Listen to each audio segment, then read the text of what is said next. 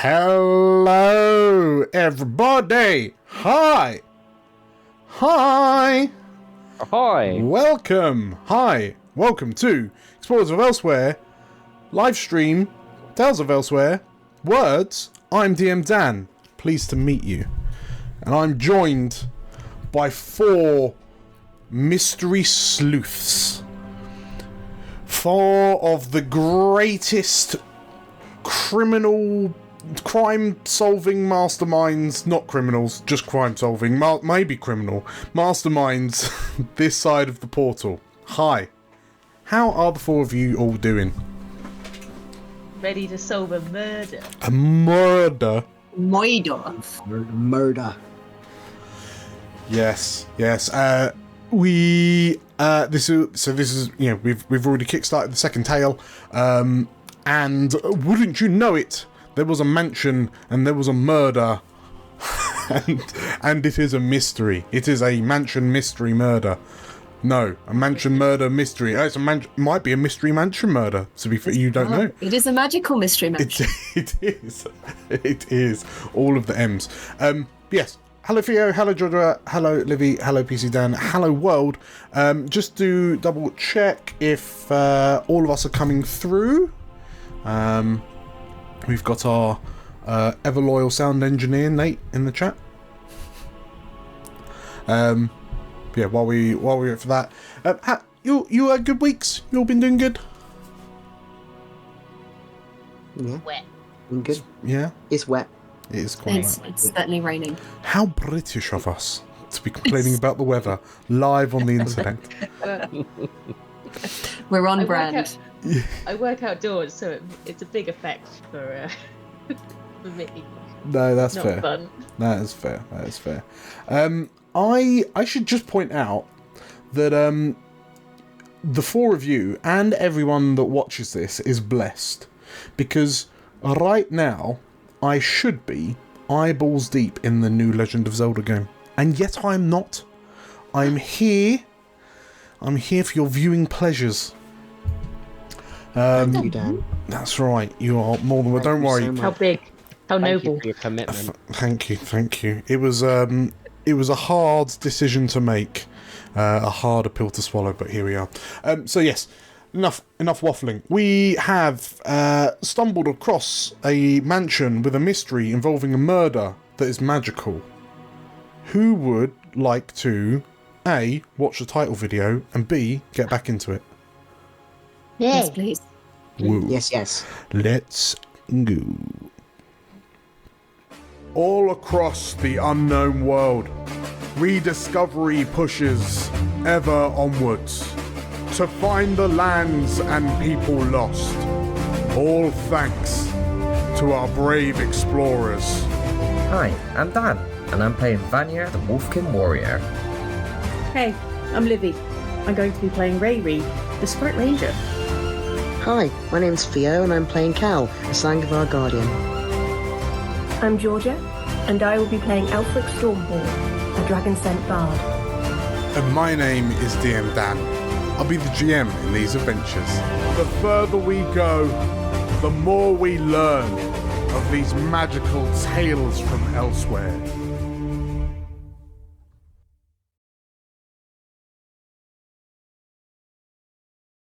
So, we return the 4 of you to a dining hall in the mansion of an archmage that, it would seem, is no longer part of the living. After a recent commotion from the very elderly goblin butler, Bendel, he has discovered the body of the archmage, Ulick, who's seemingly throwing a gala party of sorts in celebration of his apprentice, Agathar, the famous Wolfkin mage, currently at one end of the table. the four of you plus Vinny, the dire chihuahua, sit or stand opposite from the majority of the other guests. The one difference being the looming figure of the Justicar, the Keeper Justicar Valana, who is currently sort of like holding up Bendel, who's for all intents and purposes collapsed to the floor in the doorway of the dining hall. And as over the sounds of Bendel's kind of squealing, squeals of grief,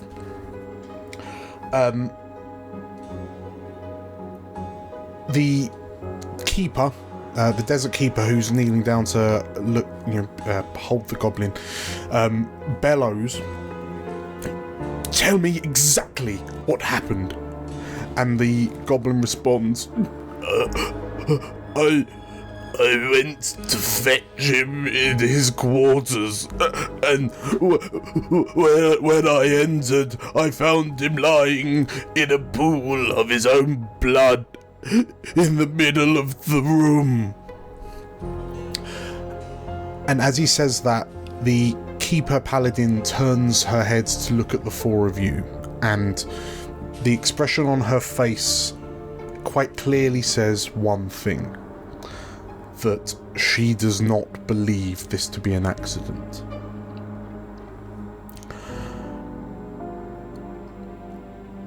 Master Ulick is normally so extremely careful. Only the main door in... There's only the one entrance to his room. And he says, sort of like pointing a finger over his shoulder. And like Valana slowly stands the goblin up. And the four of you note that she's saying this kind of loud enough that like she's making a statement more than a question when she says, "How many ways are there in and out of this mansion?" Just the one. Only the main door in the foyer leads in and out of this extra dimensional space, the goblin says.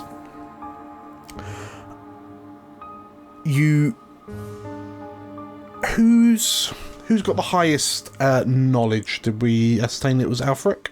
I think it's Alfric. Alfric, okay. So Alfric... Yeah, B1. Yeah, no worries. So Alfric, as Bendel says this, it dawns on you again that yes, the inside of this mansion is significantly larger than the outside of the outside tower would have you like believe. So theoretically, you've teleported in somehow. You've certainly translocated. But as the Justicas, so the paladin's kind of focusing down on the goblin. Has anyone else departed this evening? She says to the goblin, and then she looks to the four of you with you and all of the guests. Has anyone left? Not that I saw. If this was a murder, then I suspect that the killer is still in the building amongst us.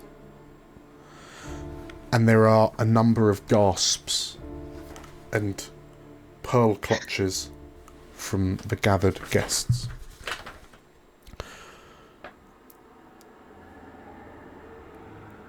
The paladin stands, sort of like helps the goblin up, and I'm considering this a murder investigation. And while the investigation is ongoing, I will seal the magics of the front door, trapping us all in here. No one may leave without my express permission. We will need to work together in the meantime to find out who has committed this heinous crime.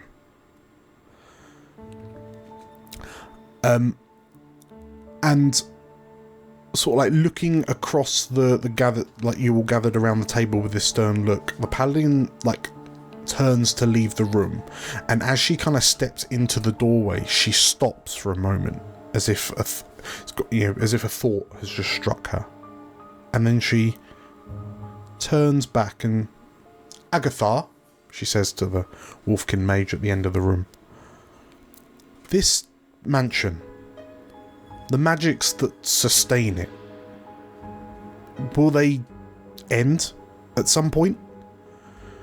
And Agatha, well, yes. The archmage already stepped outside to reconjure the mansion spell that keeps this locked in place. Without him doing so, the spell will end. And what will happen when that spell ends, Agatha? We'll be dropped harmlessly outside the tower.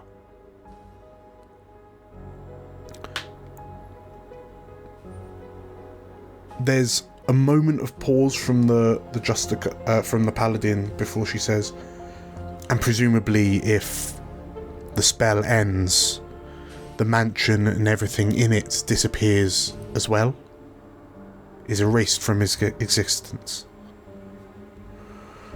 There's a grumble from the Wolfkin. Yes. It will be gone for good. We only have a few hours then, the paladin says. We will need to act quickly to find the evidence we need before it disappears forever. Form up into groups, all of you, and see what you can discover about the house. I will begin working on a few divinations in the parlour that may be of aid to any of you. Please come and find me if you have any questions, but be careful. And her eyes go to each of you in turn very pointedly. There is a killer amongst us.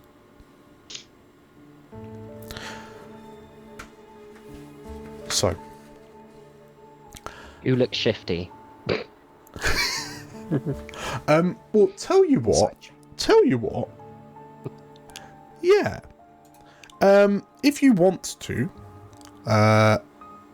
Vanier, roll me an instinct roll. A sense check. Okie dokie. Details, just double checking. I am going to,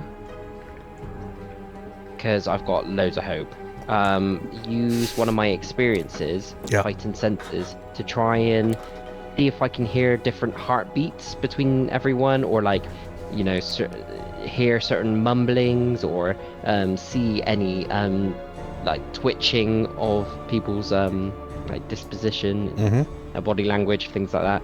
So I'm just using all my senses to look at each and every person in this room to just gauge their reactions. So I will take away one hope. Okay, and down to 4. I'm going to make... So this will be a roll with +4. Okay. Let me just do the roll.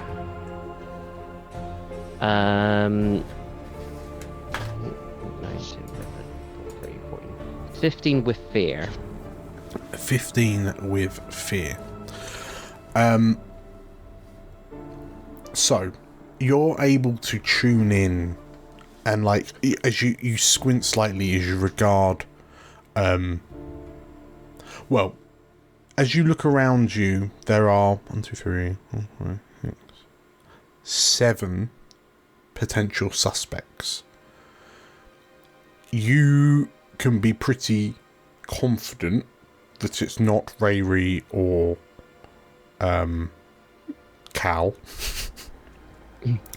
But everyone else, so the Paladin Valana, Mayor Montgomery, Bendel the Butler, Agatha the Mage, Stradivon the Awakened Statue, Lady Gwendolyn, and the Chef Sharir, they are all like like you haven't, like there's nothing to have struck them off the suspicion list. So it's those 7. Sorry, and the 7th is the dragon scent in your number. His heart is definitely beating. Yeah. Very loudly. Yes. So as you scrutinise these people on a 15 with fear, 15 with fear, was it? Yeah, 15, Yeah, 15 with fear. So you notice that everyone seems like elevated. Lady Gwendolyn recently fainted and she's being sort of like tended to by the little Terran sprite Maya. Well, Stradivon is quite clearly like readingless, given that he's just a hulking statue. But yeah, everyone looks a bit like on edge, looks a bit shifty. And you get this horrible creeping feeling that perhaps it could be anyone that you suspect it to be. Because if they're trying, the people that you're looking at are either guilty and trying to hide it, or innocent and trying not to look guilty.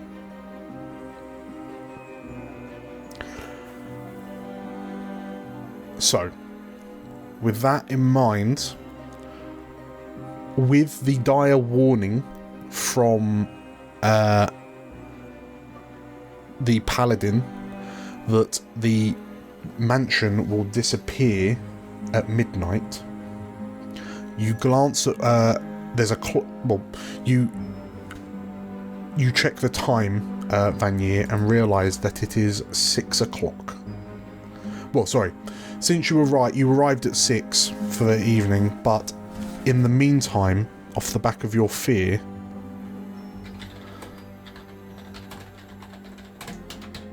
it is now 7 o'clock. There are 5 hours remaining until midnight. So, yes, as the Keeper Paladin moves out and begins kind of casting her abjuration wards on the door to stop it from being used, you see that the number of the guests in the room start kind of... yes, that's the noise that Bendel makes. A number of the NPCs start breaking up into groups. You notice that Agatha and Maya Montgomery have sort of like headed over to Bendel the Butler, as they sort of like tend to him for a moment. Stradivon stands from his seat and, "Please, my lady, retire with me to the parlour." And she nods, and the two of them kind of group up. The chef says, like, realising that dinner is most likely ruined, the mood, it is not the mood for a 3-course anymore, so the chef declares that she is heading to stay with the Justicar, to the Paladin, to make sure that everything's fine. But Agatha turns to the 4 of you as well and says, "The 3 of us, we're going to try and find a motive for whoever might have done this. We have a suspicion that the evidence will be in this mansion, and we will find it." And the 3 of them sort of like nod, and they go kind of marching out into the mansion. Yeah, and Stradivon and Lady Gwendolyn heads to the parlour. So the 4 of you are left be. I immediately, knowing between the companions I do know of, me and Rayri are good at tracking. Owl's usually better with people, but in terms of investigative work, I think even Vanier's a little bit where we might be lacking, so he quickly turns around to Alfred and he's like, Alfred, this is good time for you to show us your skills and potentially become an explorer. It is? Yes, this is your time to shine. Now then, what would be the first thing we should do in this scenario, eh? I would, personally, look at the body. Correct answer. And he just starts marching. Right now? I've never actually seen no her. time to wait. Okay. I see what you're getting at. If you need to barf, just go to the corner of the room. You'll be fine. You're with us. And gives you a sort of like hearty pat on the back. If you spew up what you've eaten, I've got more food in the back, so I've got you covered stomach-wise. That's very thoughtful of you. Come on now, no time to waste, everyone. And yeah, I start making my way downtown. That's a copyright strike right there. So, as by all means, start moving your tokens around. So, as you enter back into the white marble floored foyer, you see the Keeper Paladin kind of casting her spells across the front door, just as she said she was. And you see the chef is kind of stood beside her, looking kind of like she looks at you all, like there's a look of fear in her eyes as this group of sort of like strangers starts milling about the mansion. But yeah, you also see Agatha, Bendel, Mayor Montgomery, and they're sort of like conversing. But as the four of you kind of move through the room, like around the bubbling fountain in the centre of the room, you see the three of them. Well, you see Mayor Montgomery and Agatha like look in your direction with like relatively unsubtle, suspicious looks. As you go past, and Vanya, as you go to approach the stairs up to the bedroom, like the Archmage's bedroom, Agatha calls out, "Be careful! That place will be likely filled with defensive traps of a powerful and arcane nature. It might not be particularly safe for the uninitiated like you to go in there." Well, do you know how to disarm them? I had a very good relationship with the Archmage, but there were some secrets that he would not share even with me. And as he says that, the goblin butler next to him then says, "Also, the door is locked." Right. Well, how did you see the body then? Well, I unlocked it. And the goblin kind of looks a bit kind of awkward and doesn't look super comfortable. If you think it would be prudent to go inside, then we could have a look. I think that would be wise, don't you think? Bendel sort of like nods his head somewhat kind of forlornly and then very slowly shuffles over across the room. You notice that his shined shoes slip slightly on the polished marble floor, which makes him go even slower. But whenever he needs to change direction, there's a little bit of inertia, like in a Super Mario Brothers ice level. But he eventually manages to kind of catch up with you, and he reaches down really, like, with a shaky hand and with a jangly set of keys that he produces, like, no,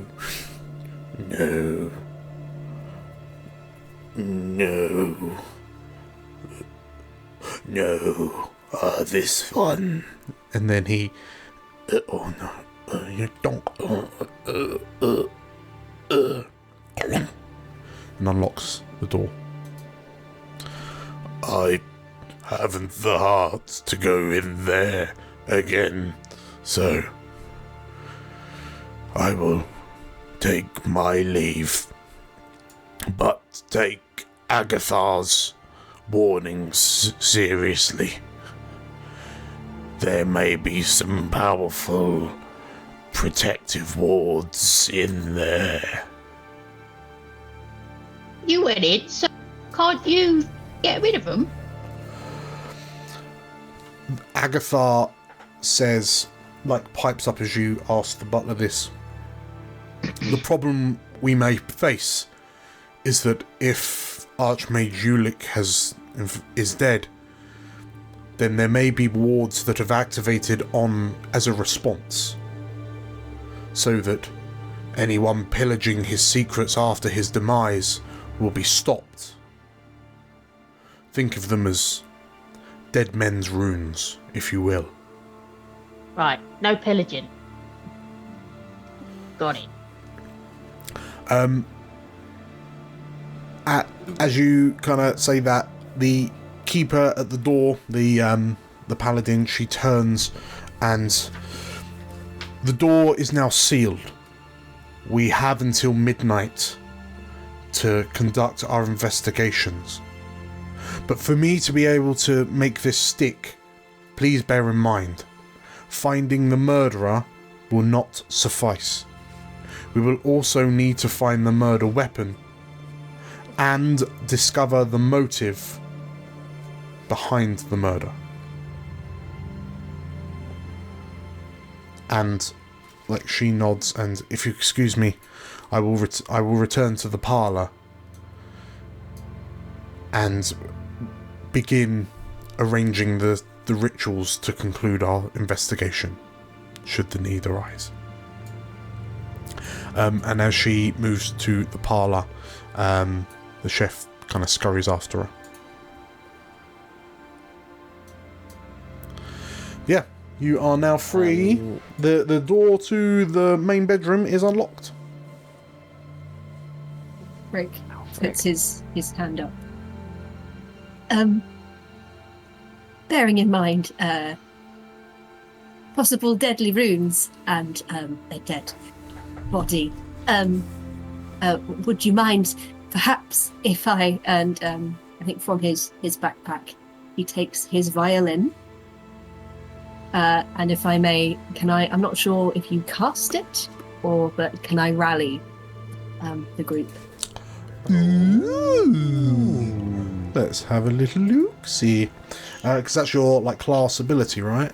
Yes, it's my class feature. Once per session, as your party prepares to enter a difficult or dangerous situation, describe how you rally them and give yourself and your allies a d6 rally die. So, yes, what does this look and or sound like?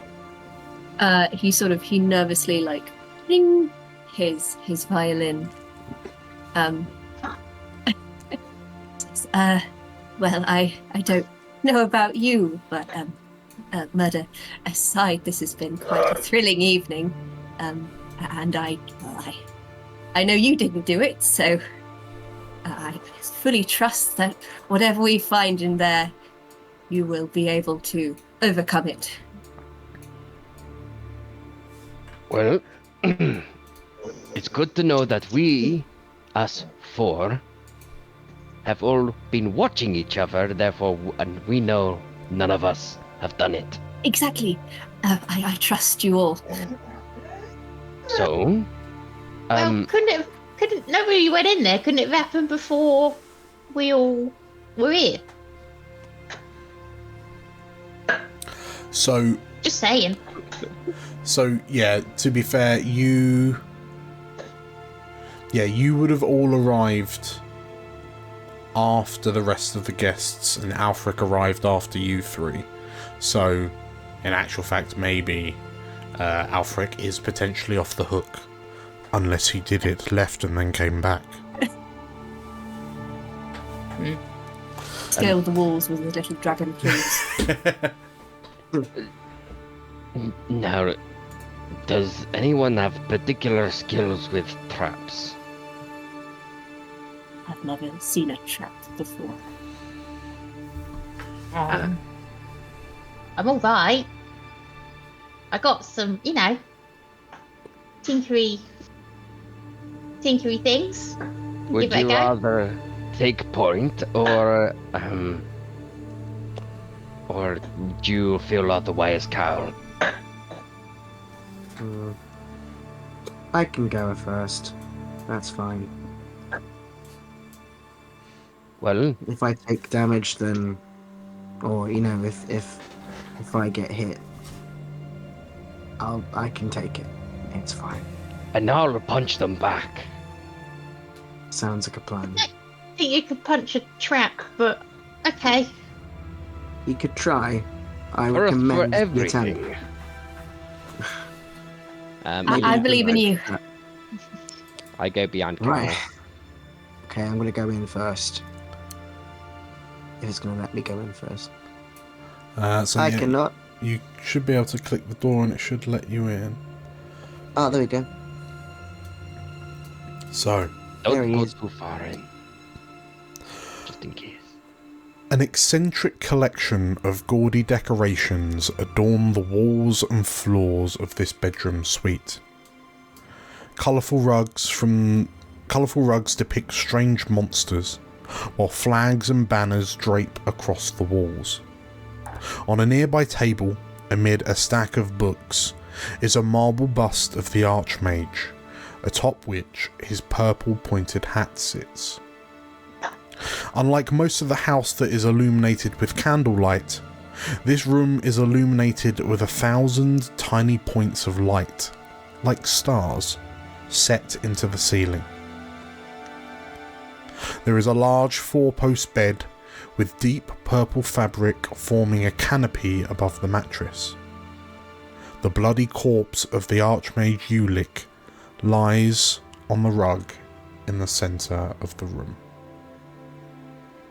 I immediately look at Alfric. Are you okay? Elfric's gone sort of quite pale around the scales. He kind of holds himself up from the doorway. Yeah, First time can be a bit way. But I'm good. after this, you'll be good. I look at the other two and it's like, I can certainly have a look at the body, but unless anyone else wishes to have a little look first. I mean, look away. DM, without I'll say to Rayri in character, I go, there's around. Can you see anything around the body that might resemble a trap?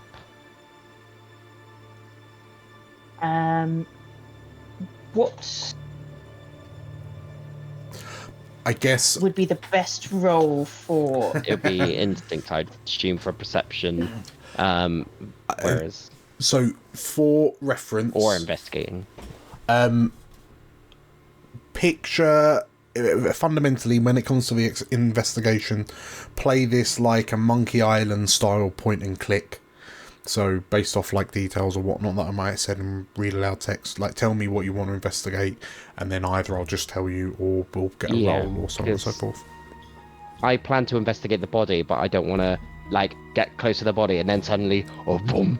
I mean, the good thing about being hit with a disintegration spell at such a low level is that it would be instantaneous. Yeah. Would hurt. You know, Yeah. Positive. seeing what we've just been told, I'm just being careful. Yeah, who wants to do some investigations? I mean, we can all just investigate different bits. My investigation is no better than, like, my finesse is good. So if there's physical traps, I can disarm them. But magical traps. Maybe if I can see from a glance, if I, without actually standing above the body, but getting close to the body, whether I can tell how he died, especially with my, I mean, I've cut, like, not necessarily humans per se, but I have the expertise monstrous culinarian, and I have carved up many bodies. Monstrous usually, but so I have some level of instinctual know-how when it comes to navigating a body. It's the same as forensics, really. Yes.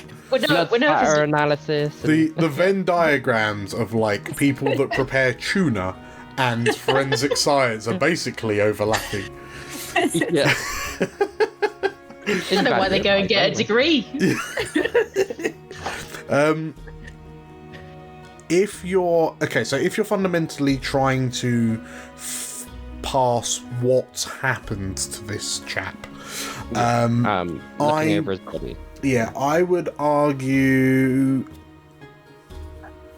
I mean, that's, well, arguably you're analysing and comprehending, which is knowledge. Yep, that's fine. If you want to spend the hope, is that one of your, like, experiences? Yeah. Cool. A monstrous culinarian. I'm gonna. So, all of your experience of chopping up griffins gives you a perfect understanding of the Lorivar anatomy. Okay. So, I've got a -1 on knowledge, and then +2 brings it to +1. Okay. Yeah. I think. Yeah. -1, 0, 1. Yeah. So I got a +1 to this roll. And let's go. Oh, come on with fear. Hold on. That's 8 + 5. 1, 2, 3, 4, 5. Plus another 1. 14 with fear. Okay.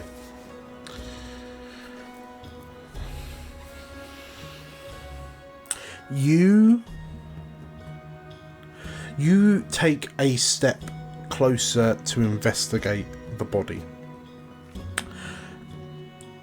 And the archmage is, like, lying face down in a massive, like, pool of blood which is staining the rug and the purple carpet.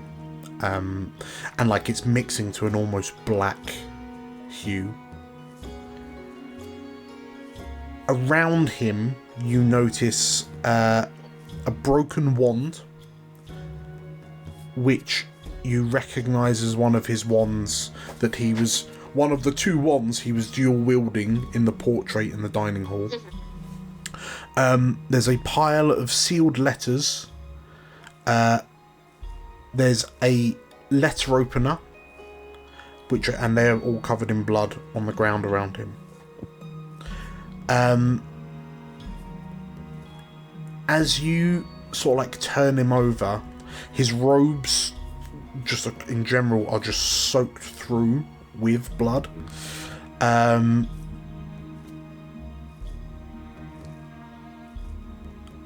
it's like, in this moment, unless you really start sort of, like, roughhousing him, it's difficult to gauge where, like, because everything's sticky, right, because of the blood, so it's difficult to see, like, what it is that killed him. But you assume that, given where the blood is on his body, it's probably some sort of stab wound somewhere in the torso.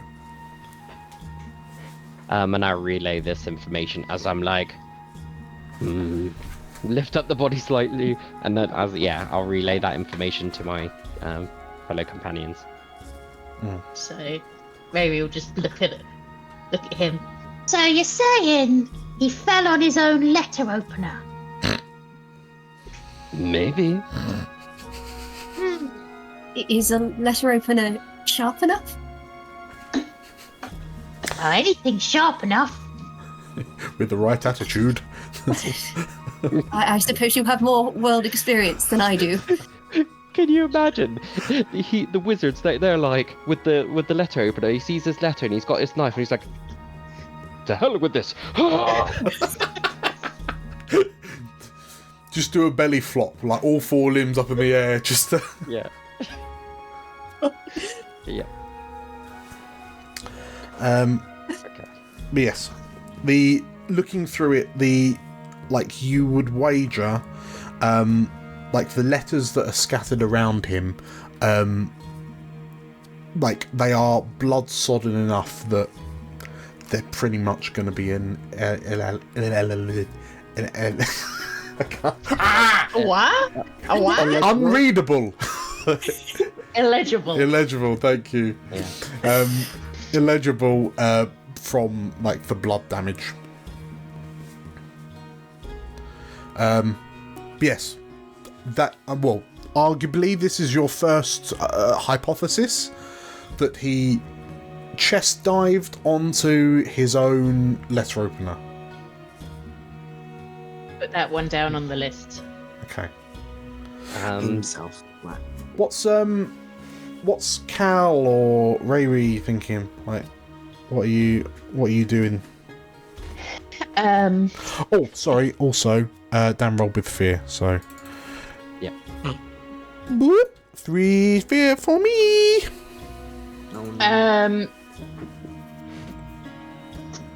Rayri would like to have a little look and see if there's anything on his desk. Not touching the desk, just glancing and see if there's anything on the desk. Was he writing something? Or was he having some correspondence? Sure. So, the desk itself is like it's pretty cluttered.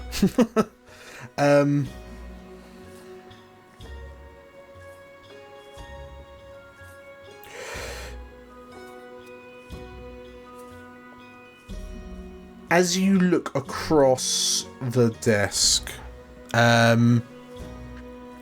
mean,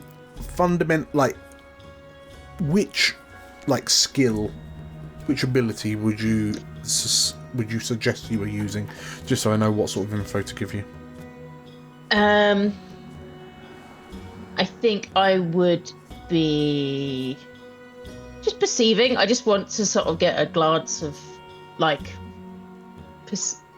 want to see what's on the desk. Sure. Rather than trying to. So, okay, in which case, on the desk are, as a stack of books. There's a pretty accurate depiction of his face as a marble bust with his very kind of typical pointed purple hat on top of it. And sort of like amongst all the books and the scrolls, the one thing that catches your attention is a small-ish lock-sized, a small-ish rosewood box.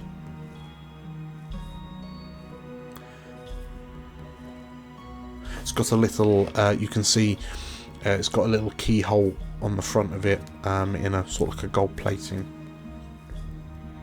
And engraved on the top of the rosewood box is a thornless rose.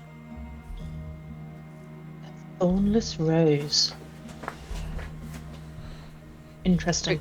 Quick question: Are we haven't seen the other wand that he dual wields with, right? We've only seen the one broken wand. No, that's still in his chest. No, there's only one broken wand. Yeah, just making a point of that. Can I have a closer look at the box? I think after Ray's been told about traps, what would be the best way to what would you want for me to look to see if it looks like it's been it has anything in it It's got a glyph on it. Well, if you're talking, like, we can be relatively loosey-goosey with the abilities. So, like, if you're, like, you could argue for finesse under, like, tinker. You could argue for instinct for, like, perceive, or knowledge for analyze. From Rory's point of view, would be looking at more of a tinkering kind of. She wants to see how if it's locked, if it has anything, like if it looks like it's a lockbox, or if it's got anything suspicious about it, or... Okay. Yeah, roll me a tinker. So, a finesse, sorry. Roll me a finesse. Yeah. Let's get... it was... Where's that one gone? There it is. 7, 8, 9, 10, 11, 12, 13, 14, 15 with fear. 15 with fear. As you inspect the rosewood box, you quickly notice, like, you're able to quickly like identify that there doesn't seem to be any kind of physical traps around this. Or sort of like, as you kind of take a step back and you kind of glance around, off the back of a 15, you kind of acknowledge that there doesn't really seem to be anywhere around you that might house physical traps. There's no, like, depressions, there's no soft spots in the carpet for spears to come up through the floor, or there's no holes in the walls for crossbow bolts to fire, or any of the typical traps you might expect. And so you intuit that perhaps because he's an archmage, the chances are that this room would have been protected by, like, arcane traps and wards, like, exclusively. So, if nothing else, the fact that the four of you, you can hear Vanya, like, tossing around this corpse behind you, like, so kind of roughhousing it. And it just strikes you that, like, if there were magical traps in here designed to deter, like, tomb robbers, if you will, one of the four of you should have set one off by now. Especially, you've got that, like, proper green round the gills dragon scent behind you as well. Yeah. He would have set something off. Reed's in the wrong place. But nothing. No one's exploded. No one's been electrocuted. No one's been disintegrated. You wonder if there are any traps in here. But as you think that, you're able to, like, kind of emboldened and, you know, perhaps a little bit absent-mindedly, the rosewood box just opens. Like, you open it up, it wasn't locked in the first place. But inside, you spy an engagement ring. Like a rather beautiful gold-banded ring studded with a large diamond in the centre, and then kind of flanked by a ruby, a sapphire, a topaz, and an emerald. Kind of connected with very thin, spiraling kind of gold, like filigree. Sat on top of an enveloped letter that is unsealed.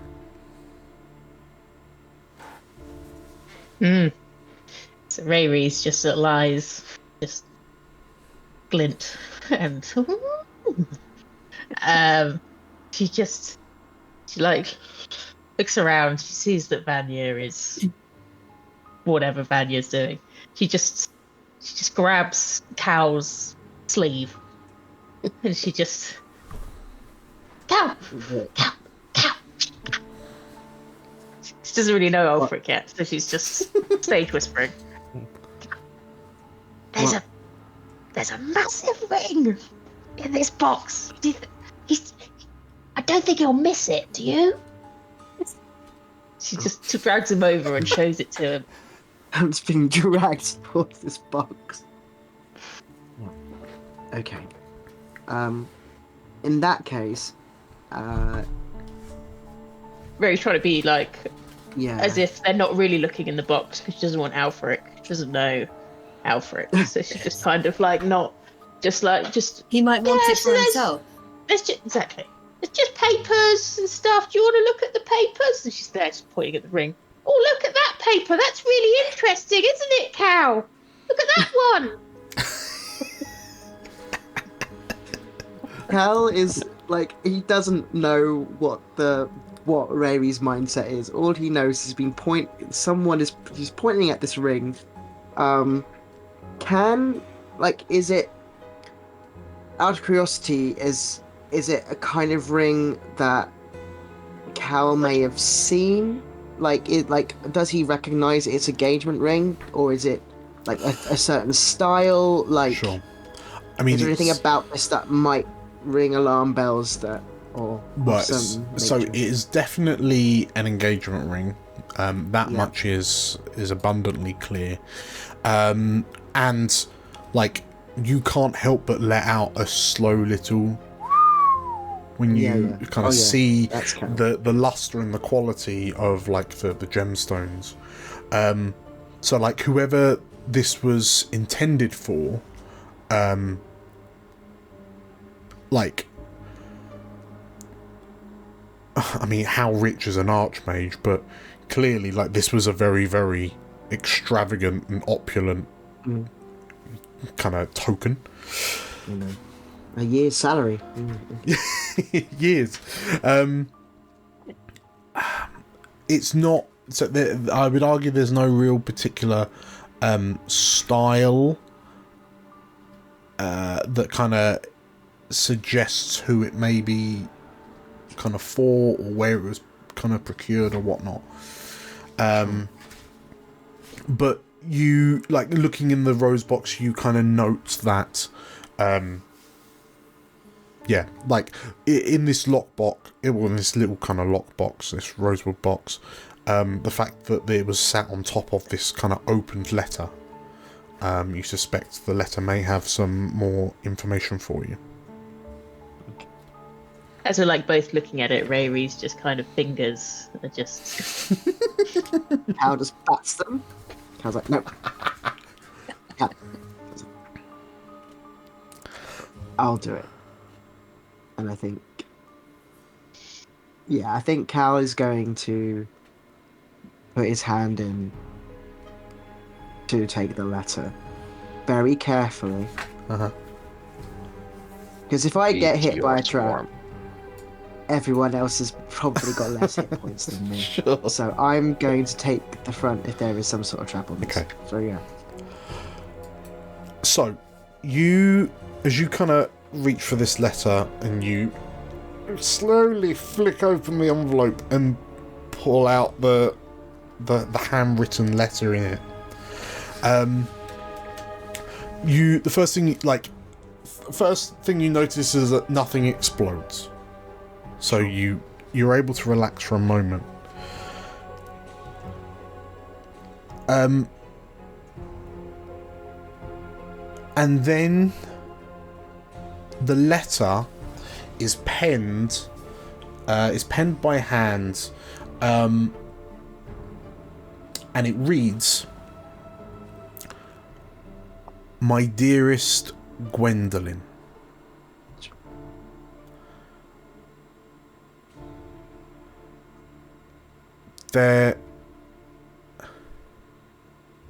Many have been the hours where I have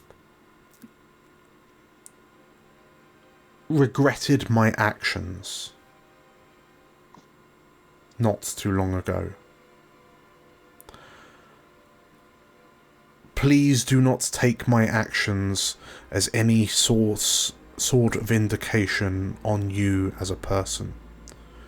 You are as delicately divine and beautiful as the dragons themselves.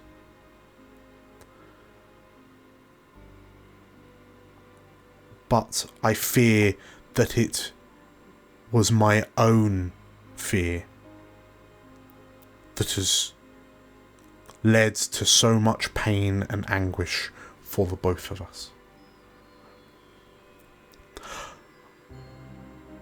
I beg to all who are holy that you will find it in your heart to forgive me for my transgressions.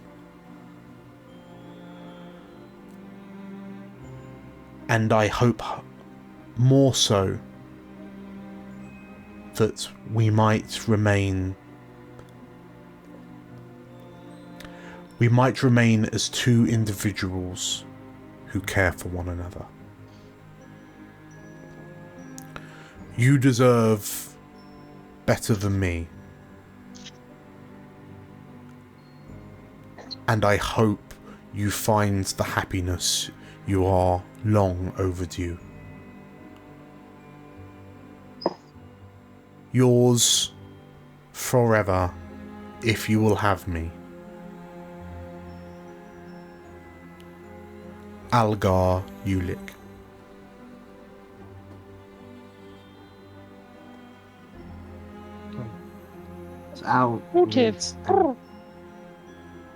So Cal reads the letter. Sorry. And then he... Like, as you read the letter, you then turn it over and notice that on the back, in a different handwriting and a different ink, "This is yours. I no longer want it. G." Yikes. Trouble in paradise. Cal's reading it, and Rary's just like trying to read it as he's reading it. Just like, she didn't want it then! She didn't want it then! What did you find? I think our boy here had girl trouble. Maybe she was the trouble. Who? Lady Gwendolyn downstairs. As was a dragon, supposedly. as you kind of report this to Vanier, Cal, as you kind of say this to Vanier, Alfric, you're kind of looking around the room. You've just heard. Cal, have you fundamentally read out the letter? Mm-hmm. Okay. I've heard love in the air. So you then note that amongst the various kind of banners and drapes on the walls, there is a portrait. Like one of the drapes is kind of partially obscuring it, and as you move the drape aside, it is a portrait, undeniably, of Lady Gwendolyn at a much younger age. He was in love. What's she dressed like? Is it erotic? It is not. Unfortunately not. No. But her opulent state of nobility is firmly on show in this portrait. And it is a very kind of proper, like by the numbers sat with the chin up and, yeah. Very demure, very mindful. Yes. Interesting. I make sure there's like no one just overhearing us in this room as I'm about to suggest. Assuming that no one's just at the door trying to listen in on us. I'll kind of come over and I'll say, yeah, everyone's like, huh? They heard girl trouble and they ran. Right. So it was obviously this Gwendolyn who killed this guy then, yeah? He fainted hypothesis when he heard that he died. Well, if I was... You can be... Go on. If I was given a ring like that, and then why would I give it back and then kill him? Like, you just keep the ring. Wouldn't you? Will you just keep the ring? Can we keep the ring? Are we going to keep the ring?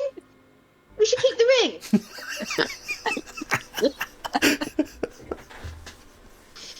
Well, I got distracted there. Wait, what was I talking about again? Oh yeah, she would have kept the ring. She wouldn't. She would good. She would keep the ring. Like we're gonna keep the ring because we're keeping the ring. Surely we should give the ring back to her. I mean, You already gave. I want it.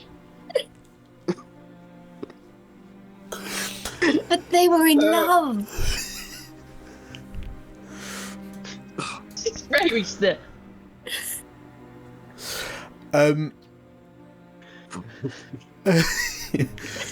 As Rayri is putting forward her theories and her protestations, and Alfric, as you know, there's an almost of a flutter in your pose as you say, "Oh, but they're in love." You hear a distant but distinct scream somewhere from behind you, Another Alfric. one. Hide the ring. I guess we run. Yeah, we go find out who's screaming. I pick up the broken wand as well. I don't know if on our way out, because it's the only weapon that I see in this room right now. Sure. But I'll not the just letter opener, you know, because he could have just killed himself with that. Did I find the letter opener? Yeah, there's a letter opener. I think it was There's on the right, like- floor. It was bloody on the floor. Yes, there is a bloody letter opener on the floor. I pick it up as well. But yes, you hear a... Okay, so you've grabbed the broken wand and the bloody letter opener. Okay, so if And you... the ring. And the letter.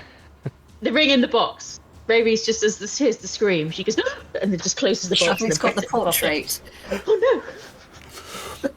Well, I'll let you lot decide who's got what. But Alfric, as you hear the scream and you turn around, there's a moment of confusion, and then the Justica, like the paladin Valana, kind of runs back out of the parlour, and you see her sort of like looking around in a bit of a panic.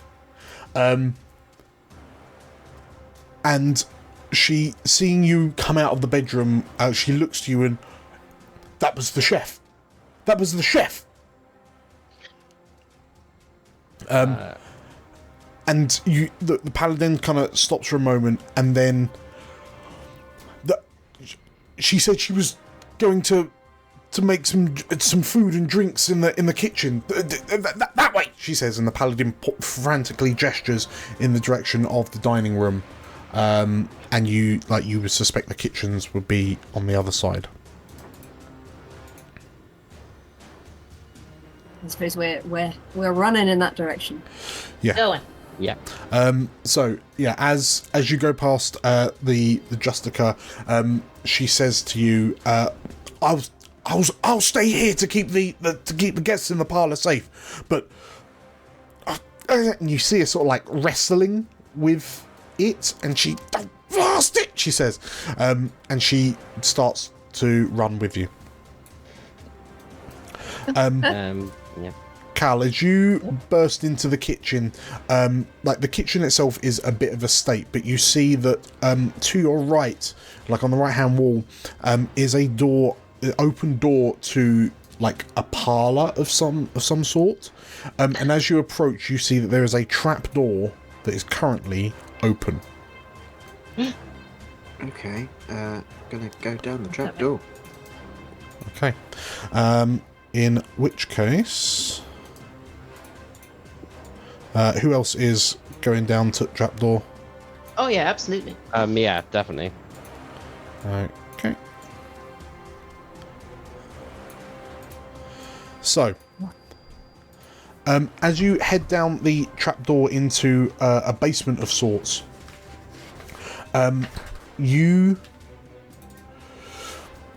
it's a relatively small basement that holds several casks of ale and wine.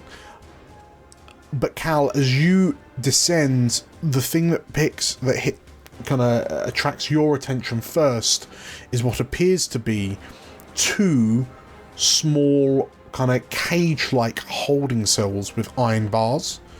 And one of them, like as you emerge, that's have I picked up Ravy? I haven't picked up Ravy. Oh, hang on, let's put you there. Oh, we've got two. Why have we got two Ravies? No, there we go. Okay, so as the four of you descend, you see the Chef Sharir over in the far end of the basement, sort of like on a on the ground, sort of like backing away into some barrels. Because as you descend, you hear an inhuman